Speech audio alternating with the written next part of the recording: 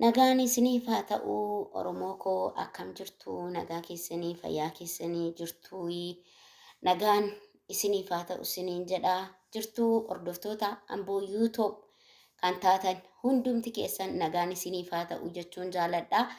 Akkam jirtu Oromoo koo nagaa keessanii fayyaa keessanii baga guyyicha kanaan singee waaqayyo isiniin jedha.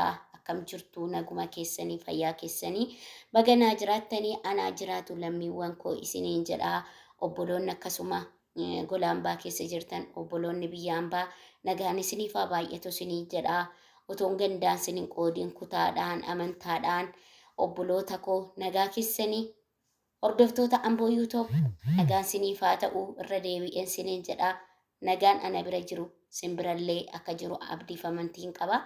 Akkam jirtu naguma keessanii baga jiraattanii anaa jiraatu isiniin jedha hordoftoota koo.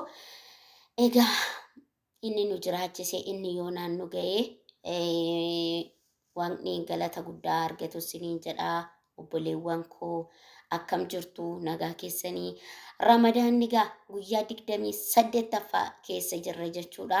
Har'a guyyaa 28ffaa keenya jechuudha. Guyyaan har'aa guyyaa 28 galgala keenya jirra baga geessanii baga keenya walumaanii fixuu keenya ramadaanni dhumuu ga'ee faaxoche isiniin jedha.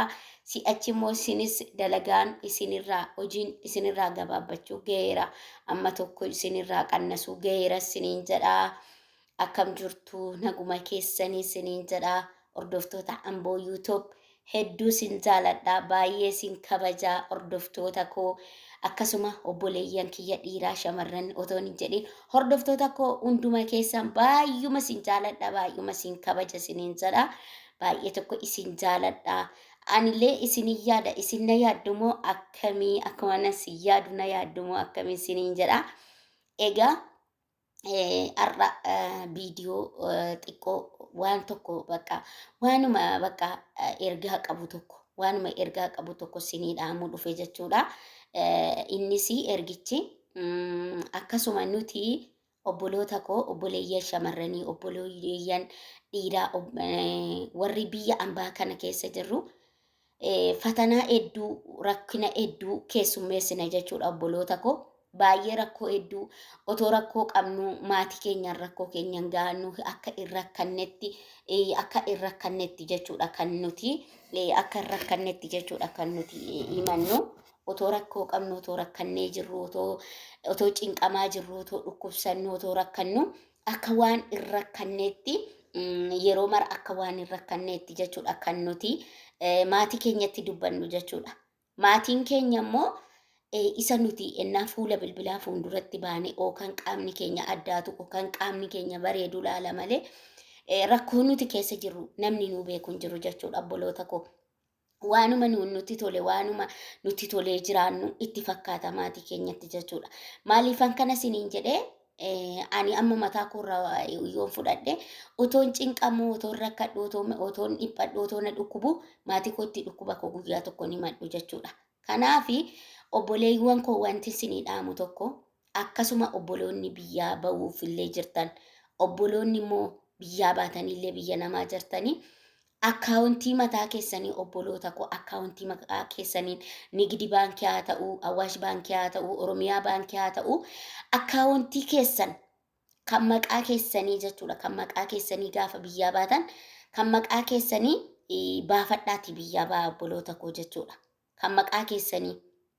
Maaliifan kana isiniin jedhee nuti gaafa biyya namaa dhufnu malkii keenya laalanii maatiin keenyallee maallaqa kanallee yoo itti ergannee nuti haadha koo abbaa koo naa dabarsii obboleessa koo naa dabarsii yoo nuti jenne maallaqitti har'an dabarsaa boruun akkas godhaaf taanaan akkas godhatoo jedhanu nu jalaa fixuu jechuudha. Nu jalaa balleessuu jechuudha. Kanaafi maal goona nuti gaafa biyyaa baanu akkaawuntii mataa keenyaa namoonni baay'een gaafa biyyaa baanu ana mataa koorraa kaasee akkaawuntii banachuu yaadannu biyyaa bahuu qofatu ija keenya fuuldura jira deemnee dalaguu qofatu ija keenya fuuldura jira malee akkaawuntii banachuun akkaawuntii mataa keenyaa banachuu tasumallee warra yaadanne baay'anna jechuudha. Innaan kana isiniin jedhu anillee gaafan dura biyyaa bahee akkaawuntii mataa kiyyaa hin yaadanne biyyaa bahuu yaadadhe malee biyyaa deemee dalaguu yaadadhe malee akkaawuntii mataa kootii yaadanne. Kanaafi maal goona gaa otoo innaadhuma biyyaa bahuudhaaf karoorfanne sana akkuma biyyaa bahuuf karoorfanne sana akkaawuntii mataa keenyaa akkuma karoorfanne sanatti akkaawuntii mataa keenyaa dhiiraa dubartiidhaan akkaawuntii mataa keenyaa baafachuu qabna. Akkaawuntii mataa keenyaa immoo naa baafanne maal goona akkaawuntii sana haadha keenyaa haa ta'u, abbaa keenyaa haa ta'u, obboleessa keenyaa haa ta'u, nama nutti dhiyaatu nama amannu kamiyyuu yoo ta'e akkaawuntii sana itti kenninee lakkoofsa akkaawuntii sana yoo bilbila qabaanne bilbila keessatti seef godhanne yoo bilbila qabaachuu baanne waraqata tokko irratti barreeffannee fudhannee deemuudha jechuudha. Maaliifiin kana isiniin jedhee kan maatii keessan gargaartanis akka maatii keessanii gargaartanitti qobuma maatii keessanii ergitan kan akkaawuntii keessanirra kaawwachuu qabdanis immoo yaa'ee biluu akkaawuntii keerraa gara akkaawuntii kootiitti naa dabarsotoo hin jenne akkaawuntii keessanitti qaxxitaadhuma akkaawuntii keessanirratti guuttattanii jechuudha obboloota koo akkaawuntii keessanirratti ergattan. Gaafa akkaawuntii keessanirratti ergattanoo maatiin keessan kan akkaawuntiin keessan bira jiru suni dhaqaniituma rakkoo tokko malee geessanii dhaqanii seef irratti isinii godhu jechuudha. Maallaqa amma isin ergattan sana jechuudha. Yaa obboloota koo kanaafi gaafa biyyaa baanu akkuma biyyaa bahuu yaadannutti akkaawuntii mataa keenyaa banachuu haa yaadannu isiniin jedha. Bilis obboloota koo waan isiniin jedheefan immoo qaba kana viidiyoon hin dheerata waan ta'eefi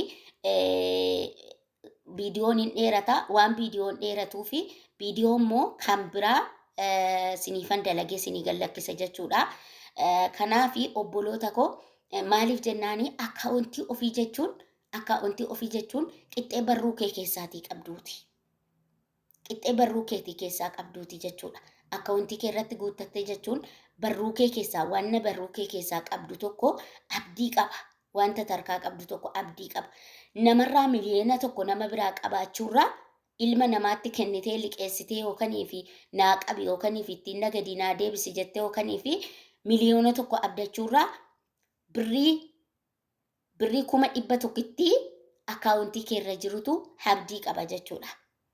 Birrii 100,000 akkaawuntii keerra jirutu abdii qaba. Wanti ati namarraa qabdu kan namaati guutuunsa. Amma harka keerra hin jirretti, amma barruu keerra hin jirretti, amma kan kee ta'ee maqaa keetiin hin waamamnetti kan namaatii jechuudha obboloota koo. Kan ammoo maaliifan jedhee waan narra gahee waanan beekuufi. Waan narra gaheefi waanan baay'ee wanti karaa maallaqaa kun rakkoon karaa maallaqaa kun rakkinni namni namarraa fuudhee nama ganuun akkaawuntii keerra sii galchina jedhanii fuudhanii immoo naa jedhan sii galchuu dhiisuun wanta baay'ee narra gaheefan kana isinii ibsaa jira jechuudha obboloota koo. Kanaafi warri biyyaa baanee biyya ambaa jirru soo ta'e warri immoo ganaa biyyaa bahuuf jirru soo ta'e akkaawuntii mataa keenyaa gaafa biyyaa baanu akkaawuntii mataa keenyaa akkuma gaafa biyyaa bahuu yaadannu akkaawuntii mataa keenyaa banachuu haa yaadannu obboloota koo. Banachuu haa yaadannu. Akkaawuntii mataa keenyaa irraa galfannu. Unkaayyoo seefii ta'uu baateyyuu maqaa keenya sanarra wanti gale abadan hin badu jechuudha obboloota koo. Hin badu. Kanaafi adaraa piliis wanni isiniin jedhu tokko adaraa obboloota koo shamarranii akkaawuntii mataa keessanii banadhaa. Nuun namni rakkina keenya beeku hin jiru isiniin jedha. Namni rakkachuu keenya beeku hin jiru. Namni dhibee keenya beeku hin jiru. Namni akkatti nuti cinqamaa jirru beeku hin jiru. Maatii keenyatti illee qabamuurra itti kenninee kaanee maatii keenyatti haaruu obboleessa keenya obboleettii keenyatti haaruurra ofii keenya dura maaltu naaf ta'uu qabaa maalan godhachuu qabaa akkaman gochuu qaba jennee ofii keenya dura keenya ofaa yaadannu isiniin jedha. Viidiyoon kun immoo yoo isinitti tole hordoftoota Amboo YouTube subscribe share like naa godhaadha isiniin jedha. Adaraa keessanii viidiyoo immoo bareedaa maaliif nuu kaaftee wanna kana maaliif nuu kaaftee akkaawuntii keessan banadhaa maaliif nuu kaaftee kan isin jettan immoo